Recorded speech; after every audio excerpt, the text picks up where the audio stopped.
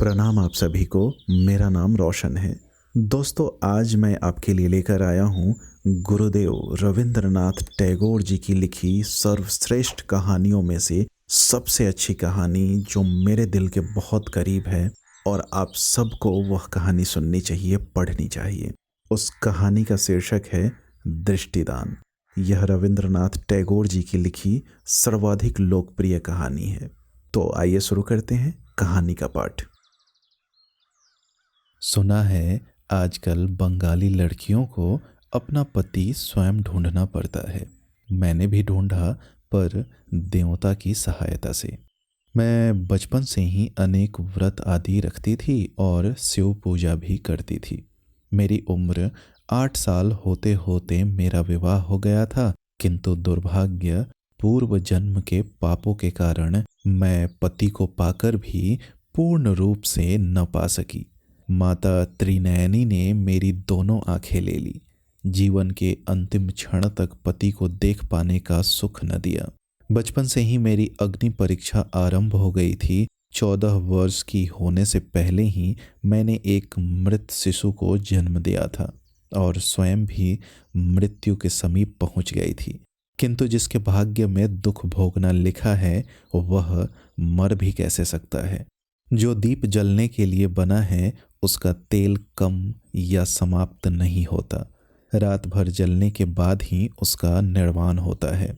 मैं बच तो गई, पर शारीरिक दुर्बलता, मन की पीड़ा या दूसरे किसी कारण से भी हुआ मुझे नेत्र रोग हो गया। मेरे पति तब डॉक्टरी पढ़ रहे थे। नया नया उत्साह था, अतः इलाज करने का अवसर पाते ही खुश हो उठते थे। मेरे नेत्र रोग के विषय में जानकर वे खुश हुए थे। दरअसल इलाज करने का उन्हें एक अवसर मिल गया था। फलस्वरूप मेरी आंखों का इलाज उन्होंने स्वयं करना आरंभ किया। मेरे भैया उस समय बीएल की परीक्षा के लिए कॉलेज में पढ़ रहे थे। उन्होंने एक दिन आकर मेरे पति से कहा, क्या कर रहे हो? कुमु की दोनों आंखें खराब हो रही है, किसी अच्छे डॉक्टर को क्यों नहीं दिखाते? मेरे पति बोले, अच्छा डॉक्टर क्या होता है, और फिर वही आकर कौन सा अलग विधि से इलाज करेगा? दवाएं तो सब मालूम ही हैं। भैया जरा गुस्से से बोले, तब तो तुम में और तुम्हारे कॉलेज के बड़े साहब में कोई अंतर ही नहीं होगा। आखिर बड़ा साहब होता ही क्यों है?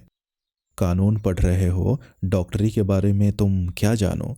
शादी के बाद अगर तुम्हारी पत्नी की संपत्ति को लेकर कोई मुकदमा छिड़ा तो क्या तुम मेरी सलाह पर चलोगे? झुंझलाकर मेरे पति ने कहा। मैं मन ही मन सोच रही थी, दो पाटों के बीच में दाने ही पिसते हैं। पति और भैया में वाद विवाद होते देख मुझे पीड़ा होने लगी। मैंने मन में सोचा कि भैया ने जब मुझे दान ही कर दिया है तो मेरे बारे में व्यर्थ चिंतित क्यों हो रहे हैं। मेरा सुख दुख, रोग आरोग्य, जीना मरना सब कुछ तो अब मेरे पति के संग ही है। उस दिन मेरी आंखों की चिकित्सा संबंधी इस छोटी सी बात पर पति के साथ भैया का मानो मनमुटाव ही हो गया। मेरी आंखों से तो वैसे ही पानी आता था, दुखी होने के कारण तब और अधिक जल की धारा बहने लगी। उसका असली कारण उस समय मेरे पति या भैया कोई भी नहीं समझ पाए। पति के चले जाने के बाद भैया अचानक एक डॉक्टर को लेकर आ गए। डॉक्टर ने मेरी आंखों की जांच करने के बाद कहा, अगर सावधानी न बरती जाए तो आंखों के रोग के अधिक बढ़ जाने की आशंका रहती है। उन्होंने कुछ दवाएं लिख दी। भैया ने उसी समय दवाएं मंगवा ली। डॉक्टर के चले जाने के बाद मैंने भैया से कहा, भैया मैं आपके पांव पड़ती हूँ, मेरा जो इलाज चल रहा है उसमें कोई बाधा न डालिए। बचपन से ही मैं भैया से बहुत डरती थी। उन्हें मैं इतने स्पष्ट रूप से कुछ कह सकूंगी, यह मेरे लिए एक आश्चर्यजनक घटना थी। पर मैं अच्छी तरह समझ रही थी कि भैया मेरे पति से छिपाकर मेरे इलाज की जो व्यवस्था कर रहे हैं उससे मेरा कुछ भला होगा या नहीं, मगर बात खोलने पर बुरा अवश्य हो सकता है। मेरे इस तरह स्पष्ट बात कहने से भैया भी कुछ हैरान हो गए। थोड़ी देर चुप रहे, फिर सोचकर बोले, अच्छा तो मैं फिर डॉक्टर नहीं लाऊंगा, पर डॉक्टर जो दवा लिख कर गए हैं उसे तो नियम से लेती रहना। दवा आने पर उसे खाने और लगाने की बाबत समझाकर भैया चले गए।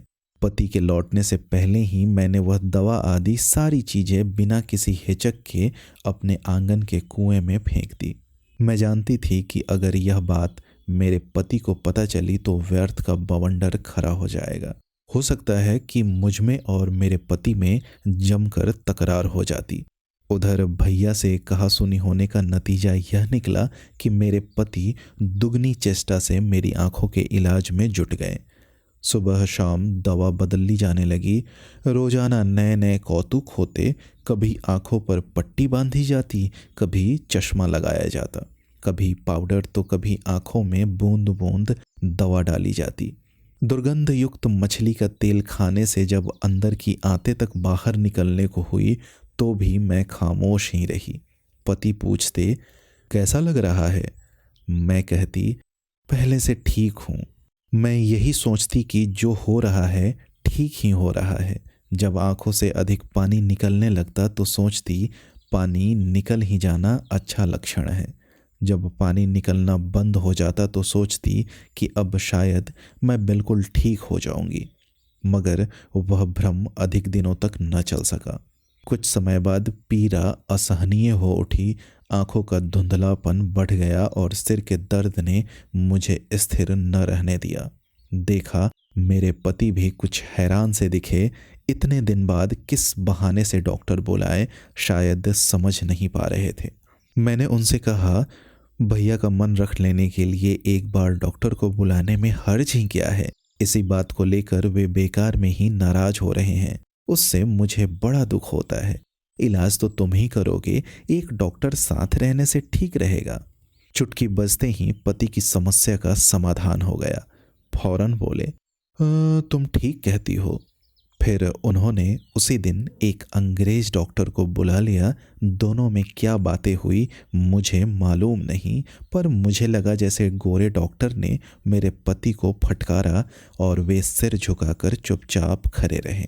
डॉक्टर के चले जाने पर मैंने पति का हाथ पकड़कर कहा, न जाने कहाँ से गंवार गोरे गधे को पकड़ कर ले आए। कोई देशी डॉक्टर ही तो काफी था। मेरी आंख की बीमारी के बारे में वह क्या तुमसे बेहतर समझेगा?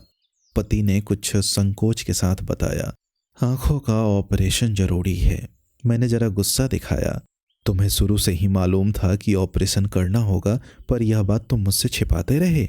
तुम्हें क्या लगता है मैं ऑपरेशन से डरती हूँ? मेरी ऐसी बात सुनते ही पति की लज्जा दूर हो गई। वे बोले, आंख के ऑपरेशन से तो बड़े बड़े वीर पुरुष डरते हैं। मैंने मजाक में कहा, पुरुष की वीरता तो बस पत्नी तक ही सीमित है। पति ने उसी क्षण उदास और धीमे स्वर में कहा, ठीक कहती हो, पुरुष के पास तो अहंकार के सिवाय कुछ है ही नहीं। मैं उनकी कमजोरी की तरफ से फौरन उनका ध्यान हटाते हुए बोली, अहंकार में भी क्या पुरुष स्त्रियों से जीत सकते हैं? वहां भी हमारी ही जीत है। इस बीच भैया के आने पर मैंने भैया को बुलाकर कहा, भैया, इतने दिन आपके उस डॉक्टर के इलाज से मेरी आंखें ठीक हो रही थी। एक दिन भूल से खाने की दवा आंखों में लगा लेने के बाद से ही मेरी आंख की तकलीफ बहुत ज़्यादा बढ़ गई। आपके बहनोई कह रहे हैं कि ऑपरेशन करना होगा। मैं तो समझ रहा था कि तेरे पति का इलाज ही चल रहा है, इसलिए मैं गुस्से से इतने दिन नहीं आया। भैया ने हैरानी से कहा, नहीं, मैं छिपकर उसी डॉक्टर के इलाज पर ही चल रही थी। इन्हें इसलिए नहीं बताया था कि कहीं नाराज न हो। स्त्री होकर जन्म लेने से कितना झूठ बोलना पड़ता है। भैया के मन को भी दुखी नहीं कर सकती थी, पति के आत्मसम्मान को भी ठेस नहीं पहुंचा सकती थी। माँ बनकर गोद के बच्चे को बहलाना पड़ता है, पति बनकर बच्चे के पिता को भी बहलाना पड़ता है। कैसे कैसे छल और अभिनय करने पड़ते हैं एक स्त्री को। इस छल का लाभ यह हुआ कि अंधे होने से पहले मैं अपने भैया और पति का मिलना अपनी आंखों से देख सकी। भैया ने सोचा छिपकर इलाज करने के कारण ही यह दुर्घटना हुई है, और पति ने सोचा शुरू में ही भैया की सलाह मान लेता तो ठीक रहता। दोनों ही स्वयं को दोषी समझते हुए एक दूसरे के काफी निकट आ गए। पति भैया की सलाह लेने लगे। भैया भी अपराध बोध से दबे सभी विषयों में मेरे पति की राय पर ही विश्वास प्रकट करने लगे। अंत में दोनों की सम्मति से एक अंग्रेज डॉक्टर ने आकर मेरी बाईं आंख का ऑपरेशन किया। कमजोर आंख इस आघात को सहन न कर सकी। उसकी क्षण दीप्ति अचानक बुझ गई। उसके बाद दूसरी आंख को भी धीरे धीरे अंधेरे ने ढक लिया। एक दिन पति मेरे पास आकर बोले, तुम्हारे सामने अब और झूठी बड़ाई नहीं करूंगा, तुम्हारी दोनों आंखों को नष्ट करने वाला मैं ही हूं। मैंने अनुभव किया कि उनकी आवाज आंसुओं से भींगी हुई है। अपने दोनों हाथों से उनका दाहिना हाथ दबाकर मैंने कहा, बहुत अच्छा किया। जरा सोचो तो, अगर किसी डॉक्टर के इलाज से मेरी आंखों की रोशनी चली जाती तो मुझे क्या तसल्ली होती। होनी को जब टाला नहीं जा सकता तो मेरी आंखों को कोई नहीं बचा सकता था। वे आंखें तुम्हारे हाथों नष्ट हुई हैं, यही मेरे अंधेपन का एकमात्र सुख है। जब पूजा के फूल पूरे नहीं हो रहे थे तो श्री राम अपनी दोनों आंखें निकालकर देवता को समर्पित करने के लिए तैयार हो गए थे। मेरे देवता को मैंने अपनी दृष्टि दे दी। मेरी पूर्णिमा की किरणें, मेरे प्रभात का प्रकाश, मेरे आकाश की नीलिमा, मेरी पृथ्वी की हरियाली, सब कुछ मैंने तुम्हें दिया। तुम्हारी आंखों को जो जब अच्छे लगे मुझे अपने मुंह से कहना, उसे मैं तुम्हारी आंखों से देखने के प्रसाद के रूप में ग्रहण करूंगी। यह सारी बातें और ऐसी बातें सामान्य स्थिति में शायद मैं न कह पाती, किंतु पिछले काफ़ी दिनों से जब मैं दुखी होती, जब दुर्भाग्य का एहसास होता, तो इसी तरह की बातें अपने मन में कहती थी। आज उन्हीं बातों को शब्द मिल गए। कुम्मो, झूठे दम्भ से तुम्हारा जो कुछ मैंने नष्ट किया है उसे फिर लौटा तो न सकूंगा, पर मुझसे जहाँ तक हो सकेगा तुम्हारी आंखों की कमी दूर करूंगा, तुम्हारे साथ साथ रहूंगा। पति ने कहा। फिर मैंने कहा, यह तो कोई बात नहीं हुई। तुम अपने काम काज छोड़कर क्या मुझ अंधी से बंध कर बैठे रहोगे? मेरे रहते ऐसा हरगिज नहीं हो सकता। मैं तुम्हारी दूसरी शादी करवाऊंगी। उनका विवाह करना क्यों जरूरी है, इस विषय पर विस्तार पूर्वक कुछ भी कहने से पहले ही मेरा गला भर आया। गला साफ करके मैं कुछ कह पाती कि उससे पहले ही वे रुंधे स्वर में बोल उठे, मैं मूर्ख हूँ, अहंकारी हूँ, फिर भी मैं पाखंडी नहीं हूँ। अपने हाथों से मैंने तुम्हें अंधा किया है। अब यदि उस कमी के लिए तुम्हें त्याग कर मैं दूसरी पत्नी ग्रहण करता हूँ तो मैं इष्ट देव गोपीनाथ की शपथ खाकर कहता हूँ, मुझे ब्रह्म हत्या और पितृहत्या का पाप लगे। कहते कहते वे तनिक आवेश में आ गए। मैं उन्हें इतनी बड़ी शपथ न उठाने देती। मैंने बोलने का प्रयास किया मगर हलक में फंस गए। आंसुओं के एक गोले ने मेरी आवाज को दबा दिया। मेरे पति ने जो कुछ कहा उसे सुनकर असीम आनंद प्रतीत हुआ। औरत के लिए इससे बड़ा आनंद और क्या होगा कि उसका पति सदा उसका बने रहने की इतनी कठोर शपथ ले। उसी आनंद के आवेग से मैं मुंह छिपाकर रो उठी। मैं अंधी हो गई हूँ, फिर भी वे मुझे नहीं छोड़ेंगे। वे सदा मुझे अपने हृदय में धारण किए रहेंगे। इतना सौभाग्य मैं नहीं चाहती, पर मन तो स्वार्थी होता है ना। स्वार्थी मन को यह बात बड़ी ही सुखद लगी। जब रोने के बाद जी कुछ हल्का हुआ तो मैंने उनका चेहरा अपनी हथेलियों में भर अपने करीब लाकर कहा, ऐसी कठोर शपथ क्यों उठाई? मैंने क्या तुम्हें तुम्हारे सुख के लिए विवाह करने को कहा था? सौत से तो मैं अपना स्वार्थ पूरा करती। आंखों के अभाव में तुम्हारे जो काम मैं खुद नहीं कर पाती वे सब उससे करवाती। काम तो दासी भी कर सकती है। केवल काम की सुविधा के लिए एक दासी से विवाह करके क्या उसे मैं तुम जैसी देवी के साथ एक आसन पर बैठा सकता हूँ? कहते हुए मेरा चेहरा उठाकर उन्होंने मेरे माथे पर एक निर्मल चुंबन किया। उस चुंबन के द्वारा मानो मेरा तीसरा नेत्र खुल गया। उसी क्षण देवित्व में मेरा अभिषेक हो गया। मैंने मन ही मन कहा, यही ठीक है। जब अंधी ही हो गई हूँ तो अब मैं इस बाहरी घर संसार की गृहिणी नहीं हो सकती। अब तो मैं दुनियादारी से ऊपर उठ के देवी बनकर ही पति का कल्याण करूंगी। अब और झूठ नहीं, धोखा नहीं, गृहिणी नाड़ी की जितनी भी कमजोरी और छलनाएं होती हैं उन्हें अपने से दूर रखूंगी। इन्होंने देवी कहा है तो अब देवी बनकर दिखाने में ही इनका सुख है। उस दिन दिन भर मेरे अंदर एक द्वंद्व सा चलता रहा। इतनी बड़ी शपथ उठाने के उपरांत ये किसी तरह भी दूसरा विवाह नहीं कर पाएंगे, यह खुशी और संतोष की बात थी। मगर यह खुशी अब हृदय में शूल की भांति चुभ रही थी। मन के भीतर एक शूल सा गर गया जिसे मैं नहीं निकाल पा रही थी। मेरे अंदर एक नई देवी का प्रादुर्भाव हुआ। उसने कहा, हो सकता है ऐसा दिन भी आए जब तुम्हारा पति का कल्याण इस शपथ की रक्षा करने से नहीं बल्कि इस शपथ को भंग करके दूसरा विवाह करने से हो। भीतर की स्त्री बोली, हो सकता है, पर जब उन्होंने शपथ ली है तब तो वे दूसरा विवाह नहीं कर पाएंगे। देवी ने कहा, अगर ऐसा हो तो तुम्हें तो इससे प्रसन्न नहीं होना चाहिए। स्त्री फिर बोली, सब समझती हूँ, पर जब वे शपथ ले चुके हैं तब। मन में बैठी स्त्री और जागृत हो गई, पर देवी का द्वंद्व चलता रहा। अंत में जब कोई निर्णय न हो सका तो देवी ने त्योड़ियां चढ़ा ली और एक अज्ञात भय के अंधकार ने मेरे समस्त मन को ढक लिया। अब मेरा हर एक काम पति देखते। घर के नौकर चाकरों को उन्होंने मेरे करीब से हटा दिया। मैं पूरी तरह पति पर निर्भर हो गई। पहले पहल तो यह सब बहुत अच्छा लगा। पति को अपने इतना करीब पाकर सुखद अनुभूति होती थी। आंखों के हिस्से का पति सुख दूसरी अन्य इंद्रियों ने आपस में बांट लिया। वे अपना हिस्सा बढ़ाने लगी। मगर फिर धीरे धीरे पति अन्य बाहरी कार्यों में व्यस्त होते गए तो मुझे जैसे चारों तरफ से शून्यता ने घेर लिया। कहीं कुछ पकड़ नहीं पाती हूँ। सब कुछ जैसे खो सा गया है। पहले जब उन्हें लौटने में देर हो जाती थी तब मैं सड़क के कमरे वाली खिड़की खोलकर बाट जोहा करती थी। आज मेरा दृष्टिहीन संपूर्ण शरीर उन्हें ढूंढने की कोशिश करता है। अपनत्व का वह सेतु जो हम दोनों तटों को एक किए था वह टूट चुका था। मेरे अंधेपन की गहरी कालिमा कुछ और काली होकर हम दोनों के बीच फैल गई है। अब मुझे व्यवस्था के साथ बैठे रहना पड़ता है। सोचती रहती हूँ कब वे इस स्याह नदी को पार करके स्वयं ही मेरे समक्ष उपस्थित होंगे।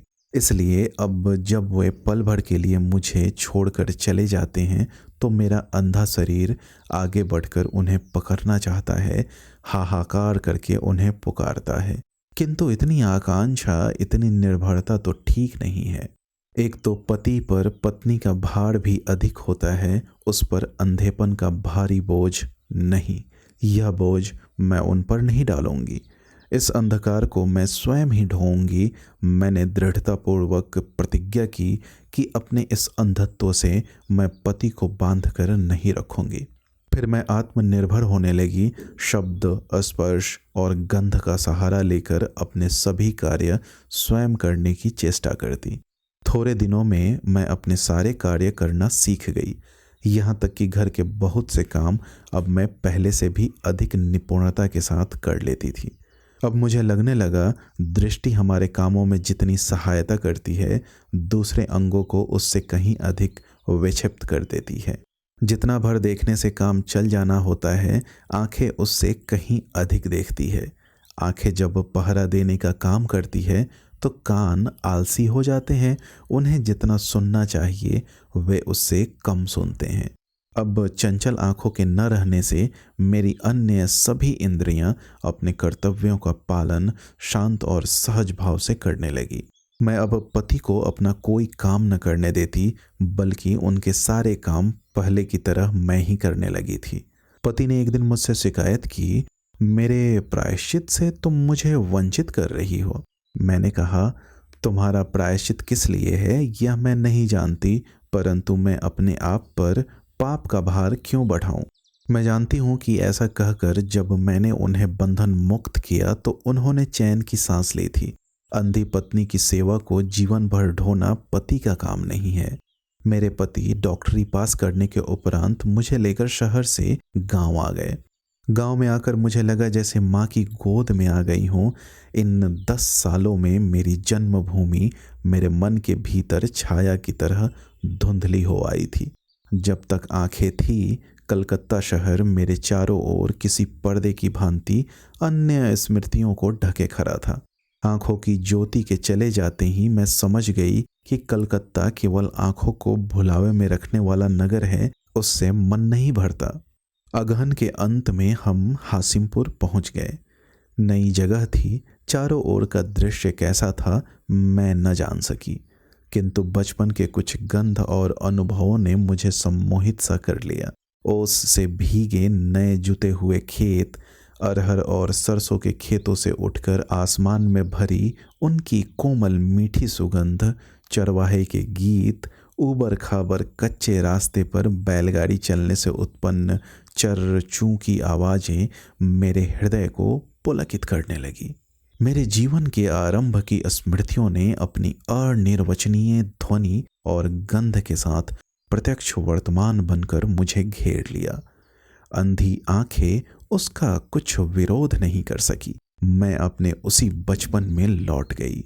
मेरे बचपन के उस व्रत और भोर की बेला में फूल चुनकर शिव पूजा की बात मुझे याद आई।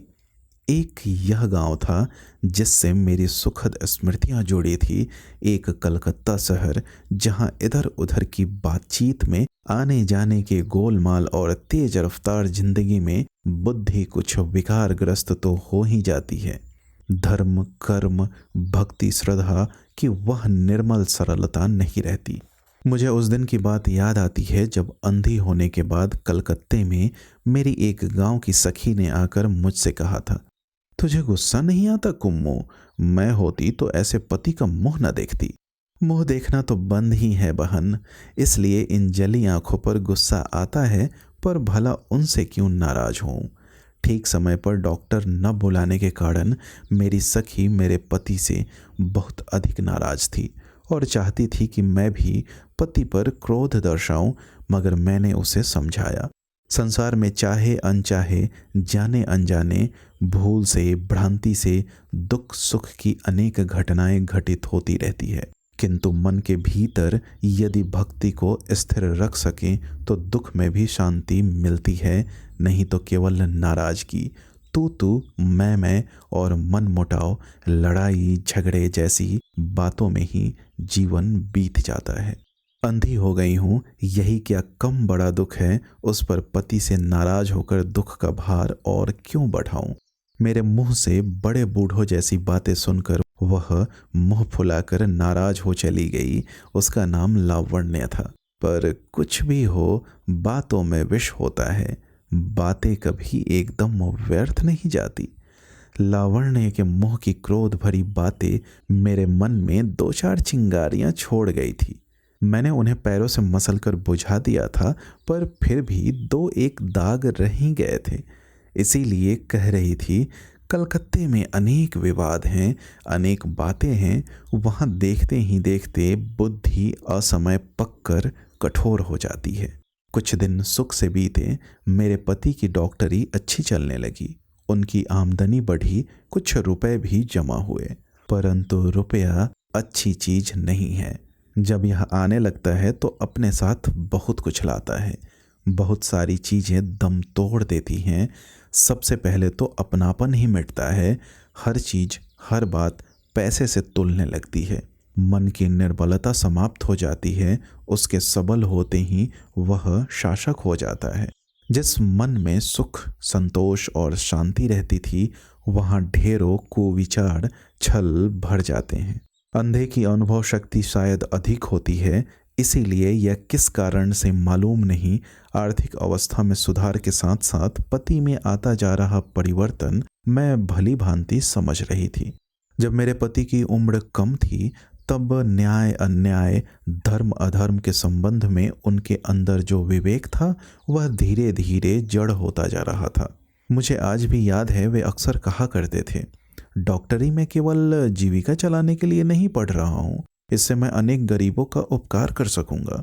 जो डॉक्टर मरते हुए गरीब रोगी के घर जाकर पहले फीस लिए बिना नाड़ी नहीं देखना चाहते, उनके बारे में बताते हुए घृणा से उनके मुंह से शब्द नहीं निकलते थे। मैं समझ रही थी अब वे दिन नहीं रहे। एक गरीब स्त्री ने अपने इकलौते बेटे की जान बचाने के लिए उनके पांव पकड़ लिए थे, पर उन्होंने उसकी उपेक्षा की। अंत में अपनी सौगंध दिलाकर मैंने उन्हें इलाज के लिए भेजा, लेकिन उन्होंने पूरे मन से अपने कर्तव्य का पालन नहीं किया। जब हमारे पास धन दौलत की कमी थी, तब गलत तरीके से कमाए गए धन को मेरे पति किस दृष्टि से देखते थे यह मुझे मालूम है, पर अब तो बैंक में भी काफी रुपया जमा हो चुका था।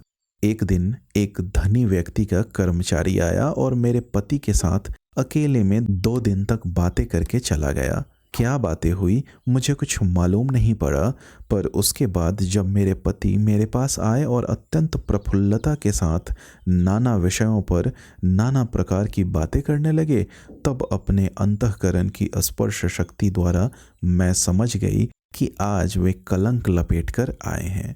मैं सोचती, अंधी होने से पहले मैंने जिन्हें अंतिम बार देखा था, मेरे वे पति कहाँ हैं, जिन्होंने मेरी दृष्टिहीन दोनों आंखों के बीच एक चुंबन अंकित करके मुझे देवी के पद पर अभिषिक्त किया था। मैं उनके किस काम आ सकी? इन प्रश्नों का उत्तर सोचने बैठती तो कोई रास्ता न मिलता। पति के साथ मेरी आंखों से देखने का जो विच्छेद हुआ था वह कुछ भी न था, पर जब अनुभव करती हूँ कि मैं जहाँ हूँ वे वहाँ नहीं हैं, तो भीतर तक प्राण कांपने लगते हैं। मैं अंधी हूँ, संसार के प्रकाश से वंचित। मन के अंदर अपनी पहली उम्र का वही प्रथम प्रेम, अटूट भक्ति, अखंड विश्वास लेकर बैठी हुई हूँ।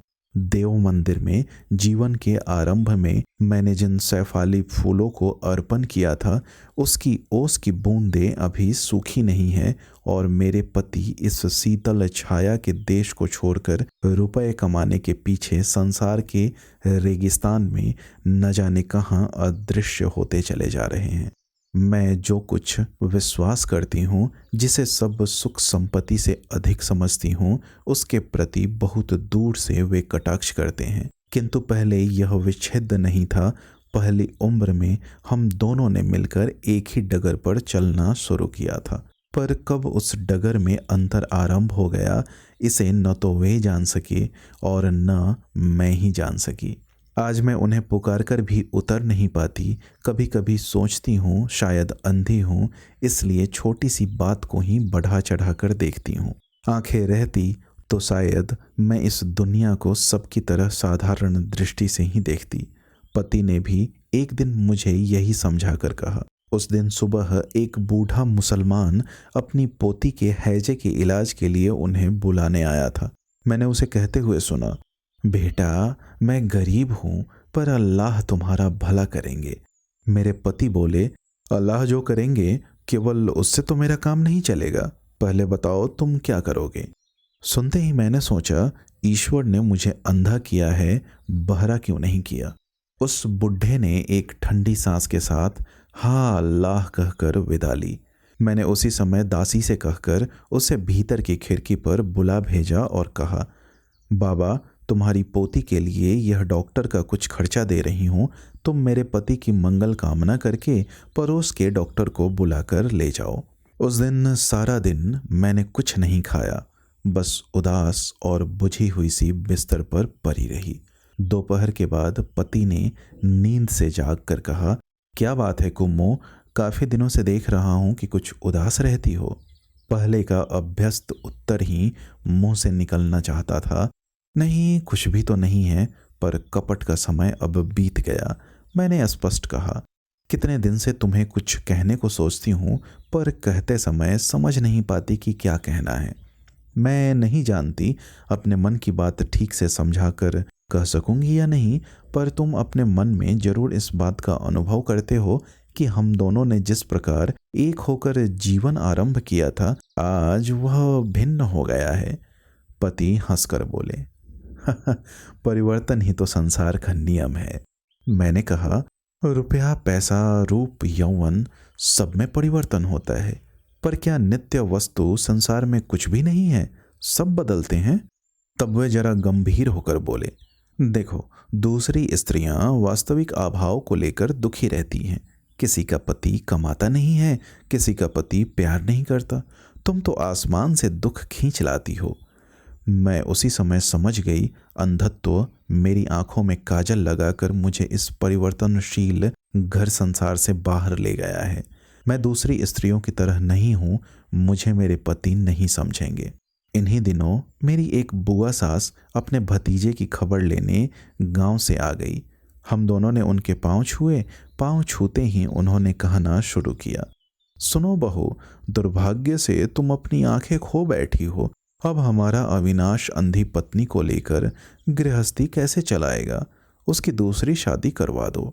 पति अगर मजाक से कहते कि अच्छी बात है बुआ, तुम लोग कोई रिश्ता विस्ता देखो, तो बात साफ हो जाती। पर उन्होंने कुंठित स्वर में कहा, अरे बुआ, क्या कह रही हो? बुआ ने जवाब दिया, क्यों, कुछ गलत कह रही हूँ क्या? अच्छा बहू, तुम ही बताओ बेटी, क्या गलत कहती हूँ मैं हंस पड़ी और बोली, जिसकी गांठ काटनी हो भला उसकी भी कोई राय लेता है। बुआ जवाब में बोली, हाँ, बात तो ठीक ही है अविनाश, तो अब तू और मैं छिपकर सलाह करेंगे, ठीक है ना? फिर भी मैं कहती हूँ, बहू कोलीन की बेटी की सौत की संख्या जितनी अधिक होती है, उसका पति गौरव उतना ही बढ़ता है। हमारा बेटा अगर डॉक्टर न बनकर शादी ही करता तो उसके रोजगार की क्या चिंता थी? रोगी तो डॉक्टर के हाथ में आते ही मरता है, मगर मरने पर तो फीस नहीं देता। पर विधाता के शाप से कुलीन की पत्नी मरती नहीं है, और वह जितने दिन जिंदा रहती है उसके पति को उतना ही लाभ है। 2 दिन बाद पति ने मेरे सामने ही बुआ जी से कहा, बुआ जी, अपनों की तरह बहू की सहायता कर सकें ऐसी एक भले घर की लड़की दिला सकती हो क्या? इन्हें आंखों से दिखाई नहीं देता।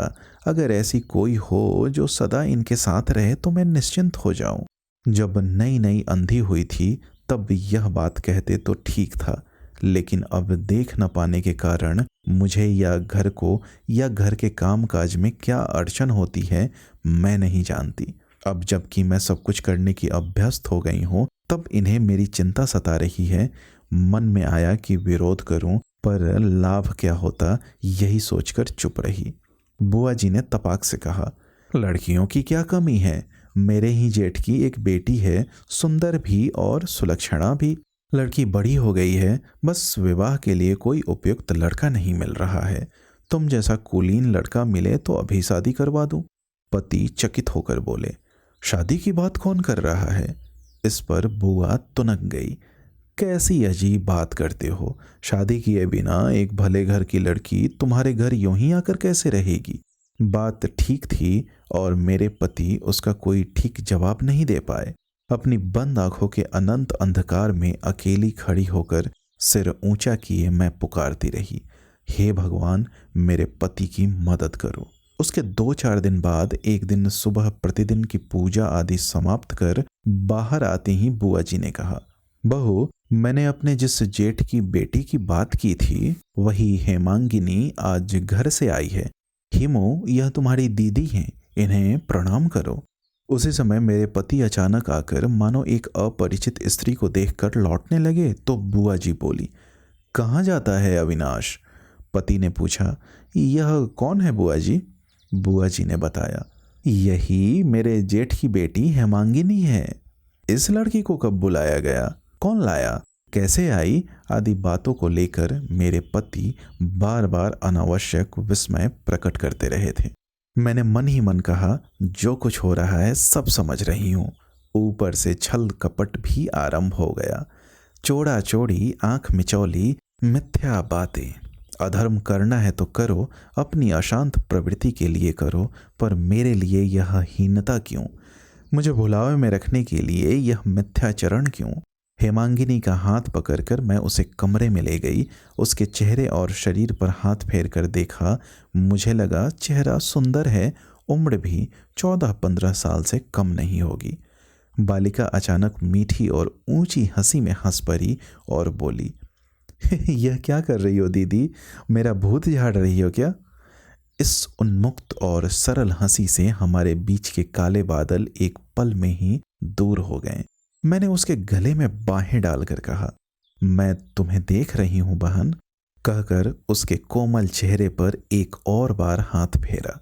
देख रही हो, कहती हुई वह फिर हंसने लगी, बोली, मैं क्या तुम्हारे बगीचे की फली या बैंगन हूं जो हाथ फेर कर देख रही हो कि कितनी बड़ी हो गई हो। तब मुझे अचानक याद आया, हेमांगिनी नहीं जानती कि मैं अंधी हूं। मैंने कहा, बहन मैं अंधी हूं। सुनकर वह कुछ देर के लिए हैरान और गंभीर बनी रह गई। मैं अनुभव कर रही थी अपने कौतूहल भरे दो नवीन विशाल आयत नेत्रों से उसने मेरी ज्योतिहीन आंखों और चेहरे के भाव को बड़े ध्यान से देखा। फिर बोली, ओहो, इसीलिए चाची को यहाँ बुला कर ले आई हो। मैंने कहा, नहीं, मैंने नहीं बुलाया, तुम्हारी चाची खुद आई हैं। बालिका फिर हंस पड़ी और बोली, तो दया करके आई हैं क्या? तब तो दयामयी जल्दी यहाँ से हिलने वाली नहीं है, पर पिताजी ने मुझे यहाँ क्यों भेजा? इसी समय बुआ जी कमरे में आई। अब तक मेरे पति के साथ उनकी बातचीत चल रही थी। कमरे में उनके आते ही हेमांगिनी बोली, चाची बताओ हम लोग घर कब लौटेंगे? बुआ जी बोली, अरे अभी आते देर नहीं हुई और जाऊं जाऊं करने लगी, ऐसी चंचल लड़की मैंने नहीं देखी। हेमांगिनी ने कहा, चाची तुम्हारे तो यहाँ से जल्दी हिलने के लक्षण नहीं दिखाई देते। वैसे यह तुम्हारे अपनों का घर है, तुम जितने दिन चाहो रहो, पर मैं नहीं रहूंगी, तुमसे कह देती हूँ। यह कहकर मेरा हाथ पकड़कर बोली, क्यों बहन, तुम लोग तो मेरे अपने सगे नहीं हो ना? मैंने उसके इस सरल प्रश्न का कोई उत्तर न देकर उसे गले से लगा लिया। मैंने देखा बुआ जी कितनी ही तेज क्यों न हो, इस कन्या को संभालना उनके वश की बात नहीं है। बुआ जी ने सबके सामने गुस्सा न दिखाकर हेमांगिनी को जरा प्यार से समझाने की कोशिश की और उसने तो जैसे उस प्यार को शरीर से झाड़कर फेंक दिया। बुआ जी ने जैसे सारी बातें लाडली बिटिया का मजाक समझकर हंस के उड़ा दी और चली जाने को हुई। फिर जाने क्या सोचकर लौट आई और हेमांगिनी से बोली, हिमू चल, तेरे नहाने का समय हो गया है। हेमांगिनी मेरे पास आकर बोली, हम दोनों घाट पर चलेंगे, ठीक है ना बहन? बुआ जी इच्छा न होते हुए भी चुप हो गईं। वे जानती थी खींचातानी करने से हेमांगिनी ही की जीत होगी और उन दोनों की अनबन मेरे सामने एकदम खुलकर हो जाएगी। खिड़की के घाट पर जाते जाते हेमा ने मुझसे कहा, तुम्हारे बाल बच्चे क्यों नहीं हैं? मैंने जरा हंसकर कहा, मुझे क्या मालूम, भगवान ने क्यों नहीं दिए, यह मैं कैसे बताऊं? हेमा बोली, जरूर तुम्हारे अंदर कोई पाप था। मैंने कहा, वह भी अंतर्यामी ही जानते हैं। बालिका ने प्रमाण स्वरूप कहा, देखो ना, चाची के भीतर इतनी कुटिलता है, उनके गर्भ से संतान का जन्म हो ही नहीं सकता। पाप पुण्य सुख दुख दंड पुरस्कार का रहस्य मैं स्वयं भी नहीं समझती, बालिका को भी नहीं समझा सकी। केवल एक गहरी सांस लेकर मन ही मन भगवान से कहा, तुम ही जानते हो। हेमांगिनी उसी पल मुझे गले लगाकर हंस पड़ी और बोली, अरे मेरी बात सुनकर भी तुम ठंडी सांस लेती हो, भला मेरी बातों पर कौन ध्यान देता है? मैंने देखा पति की डॉक्टरी में बाधा पड़ने लगी। दूर से बुलावा आने पर तो जाते ही नहीं, कहीं पास भी जाने पर जल्दी ही काम निपटाकर चले आते हैं। पहले जब घर पर रहते तो दोपहर के खाने और सोने के समय ही केवल अंदर आते थे। अब बुआ जी भी जब तब बुला भेजती और वे भी अनावश्यक बुआ जी की खबर लेने आ पहुंचते। बुआ जी जब ऊंची आवाज में पुकार कर कहती, हीमू जरा मेरा पानदान तो देना, तो मैं समझ जाती हूँ बुआ जी के कमरे में मेरे पति आए हुए हैं। शुरू में 2-3 दिन हेमांगिनी पानदान, तेल की कटोरी, सिंदूर का डिब्बा आदि आदेशानुसार ले जाती थी, पर अब उसे पुकारे जाने पर भी किसी तरह हिलती ही न थी। दासी के हाथ से आदेशानुसार वस्तुएं भेज देती थी। बुआ पुकार कर कहती, हेमांगिनी, हीमू, हीमी। बालिका जैसे मेरे प्रति एक करुणा की आवेश से मुझसे लिपटी रहती। एक आशंका और विषाद उसे ढक लेता। इसके बाद मेरे पति के बारे में वह भूलकर भी मेरे सामने उल्लेख न करती। इसी बीच मेरे भैया मुझे देखने आए। मैं जानती थी भैया की नज़र बहुत पैनी है। बात क्या है और कैसी चल रही है, उनसे यह छिपाना प्रायः असंभव था। मेरे भैया बड़े कठोर स्वभाव के हैं। वह मामूली अन्याय को भी क्षमा करना नहीं जानते। मेरे पति उनकी ही आंखों के सामने अपराधी के रूप में खड़े होंगे, मैं इसी बात से सबसे अधिक डरती थी। अतः मैंने अधिक से अधिक प्रफुल्लता से सब कुछ ढके रखने का प्रयत्न किया। अधिक बातें करके, अधिक व्यस्तता दिखाकर, बहुत ज़्यादा धूमधाम करके, चारों ओर मानो एक धूल सी उड़ाकर एक पर्दा रखने की चेष्टा की। लेकिन वह मेरे लिए इतना अस्वाभाविक था कि उससे और अधिक पकड़े जाने की संभावना उत्पन्न हो गई। भैया ज़्यादा दिन नहीं रह पाए। मेरे पति ऐसी अस्थिरता दिखाने लगे कि उसने सबके सामने कठोरता का रूप धारण कर लिया। भैया चले गए। विदा लेने से पहले स्नेह भरा हाथ बहुत देर तक मेरे सिर पर रखा। उनका हाथ किसी आवेग से कांप रहा था। एकाग्रचित्त हो मन ही मन कौन सा आशीर्वाद दिया वह मैं समझ गई। उनके आंसू मेरे आंसुओं से भीगे गालों पर आ गिरे। उस दिन हाट का दिन था। चैत की सांझ को लोग बाजार हाट से खरीदारी करके घरों को लौट रहे थे। सहसा दूर से बरसात साथ लिए एक तूफान आ रहा था। उसी की माटी मिली सौंधी गंध और भीगी हवा आकाश में फैली हुई थी। साथियों से बिछुड़े लोग अंधेरे मैदान में एक दूसरे को बेचैन ऊंची आवाज में पुकार रहे थे।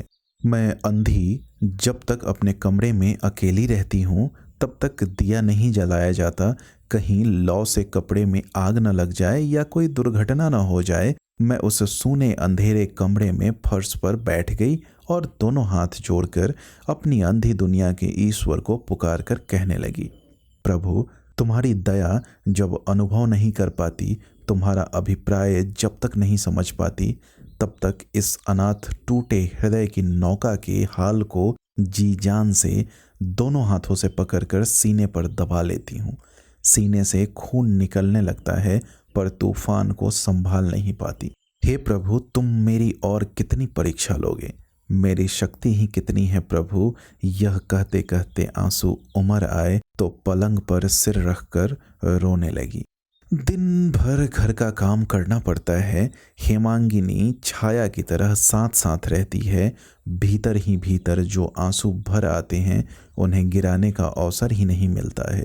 बहुत दिनों के बाद आज आंखों का पानी बाहर निकला। इसी समय पलंग जरा हिला, किसी के चलने की आहट हुई और पल भर बाद ही हेमांगिनी ने आकर मुझे गले लगा लिया और चुपचाप अपने आंचल से मेरे आंसू पोंछने लगी।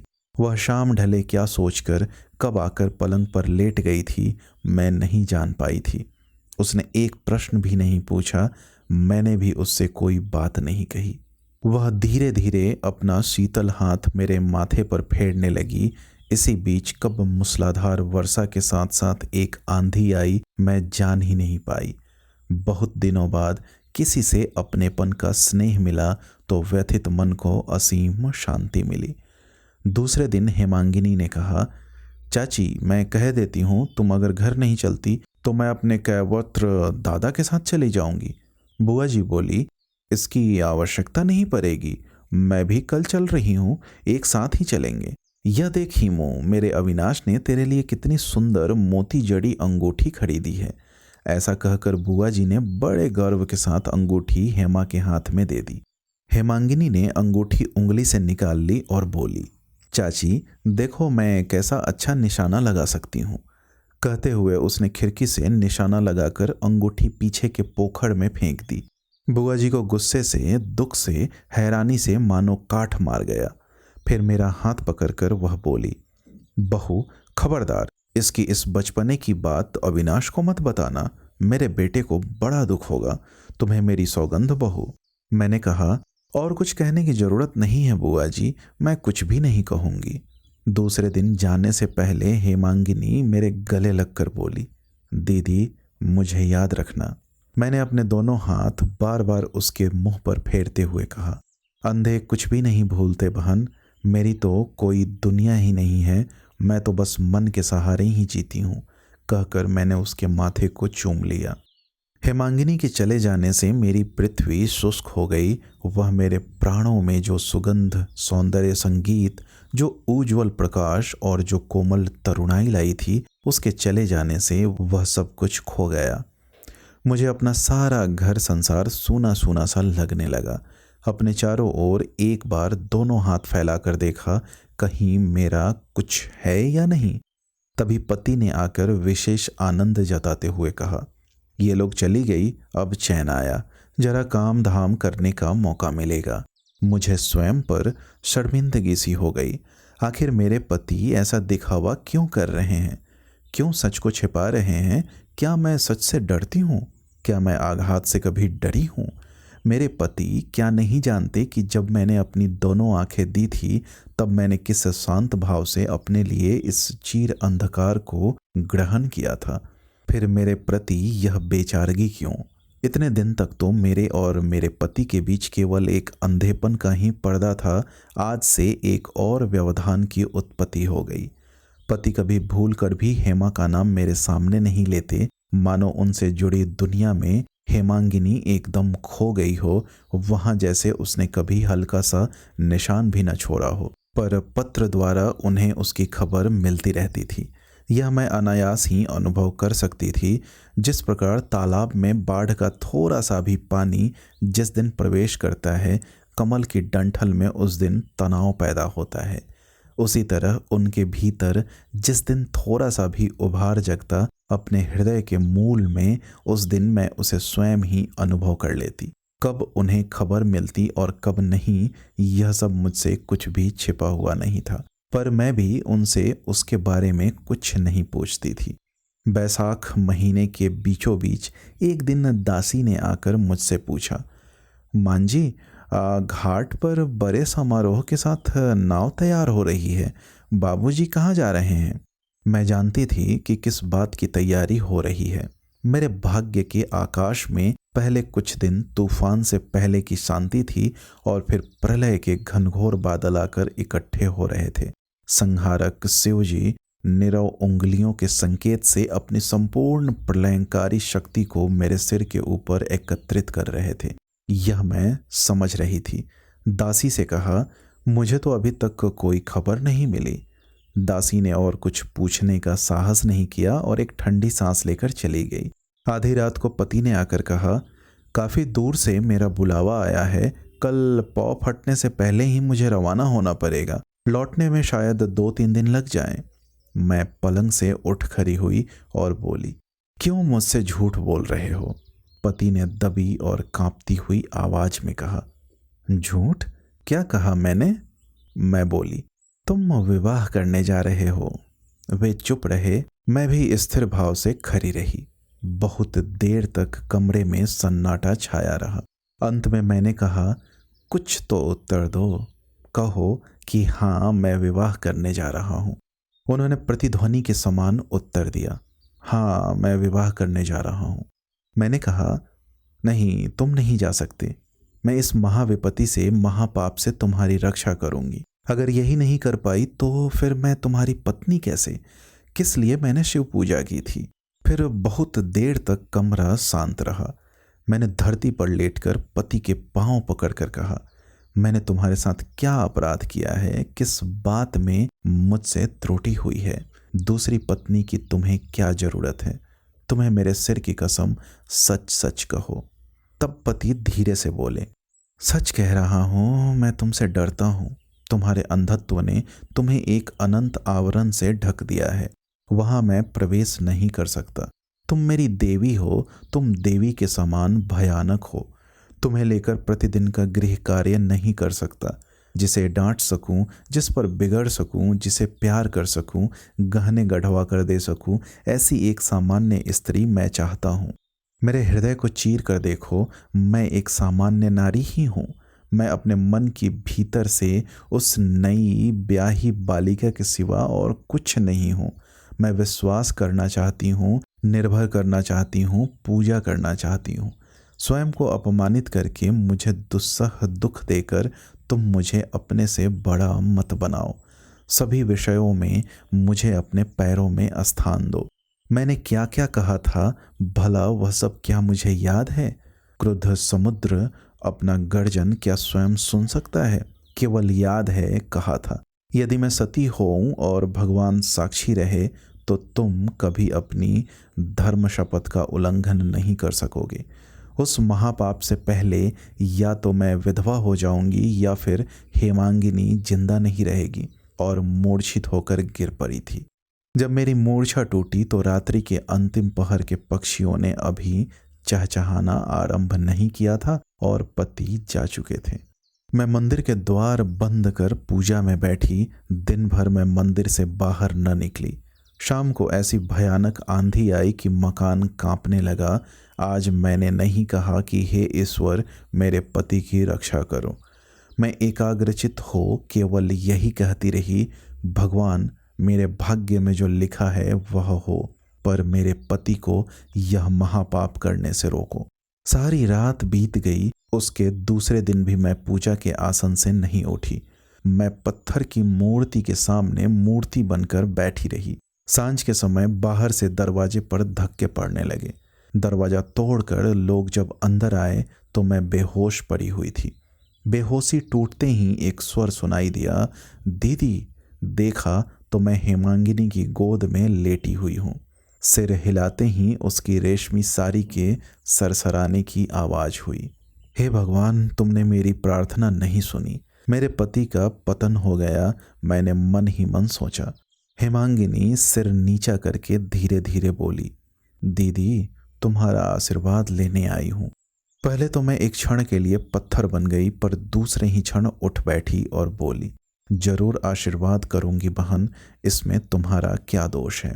हेमांगिनी अपनी ऊंची मधुर आवाज में हंस पड़ी, बोली, दोष? तुम्हारे विवाह करने पर तो कोई दोष नहीं हुआ, मेरे विवाह करने पर कैसा दोष? हेमांगिनी को गले लगाकर मैं भी हंसी, मन ही मन कहा, क्या संसार में मेरी प्रार्थना ही अंतिम प्रार्थना है? क्या ईश्वर की इच्छा ही अंतिम नहीं है? जो आघात आया है उसे मैं अपने सिर पर ले लूंगी, पर हृदय के अंदर जहां मेरा धर्म, मेरा विश्वास है, वहां नहीं आने दूंगी। मैं जैसी थी वैसी ही रहूंगी। हेमांगिनी ने मेरे पैरों पर गिरकर पैरों की धूल माथे पर लगाई और मैंने कहा, तुम अखंड सौभाग्यवती बनो, सदा सुखी रहो। हेमांगिनी बोली, केवल आशीर्वाद दे देने से तुम्हारा काम पूरा नहीं होगा। अपने सती हाथों से मेरी और मेरे पति की अगवानी करनी होगी। तुम उनसे शर्माओगी तो काम नहीं चलेगा। यदि अनुमति दे दो तो मैं उन्हें अंदर ले आऊं। ठीक है, ले आओ। कुछ देर बाद कमरे के अंदर कदमों की आहट उभरी और स्नेह भरा प्रश्न सुनाई दिया, तो ठीक है ना कुम्मू? मैं झट पलंग से उतरी और पांव छूकर बोली, बड़े भैया? हेमांगिनी बोली, कैसे बड़े भैया, कान मरोड़ दो, ये तुम्हारे छोटे बहनोई हैं। तब मैं सारी बातें समझ गई। मैं जानती थी कि भैया ने प्रतिज्ञा की थी कि वे शादी नहीं करेंगे। माँ नहीं है, उन्हें मना कर शादी करवाने वाला कोई नहीं था। अब मैंने ही उनकी शादी करवाई। मेरी आंखों से लगातार आंसू गिरने लगे। मैं किसी तरह उन्हें रोक नहीं पा रही थी। भैया धीरे धीरे मेरे बालों पर हाथ फेरने लगे। हेमांगिनी मेरे गले लगकर बस हंसती रही। रात को नींद नहीं आ रही थी। मैं बड़ी बेचैनी से पति के लौटने की प्रतीक्षा कर रही थी। मैं समझ नहीं पा रही थी कि लज्जा और निराशा को वे कैसे अपने में समेट पाएंगे। काफी रात गए, बहुत धीरे से दरवाजा खुला। मैं चौंक कर उठ बैठी। पति के पैरों की आहट थी। सीने में मेरा दिल जोर जोर से धड़कने लगा। वे आकर पलंग पर बैठे और मेरा हाथ पकड़कर बोले, तुम्हारे भैया ने मुझे बचा लिया।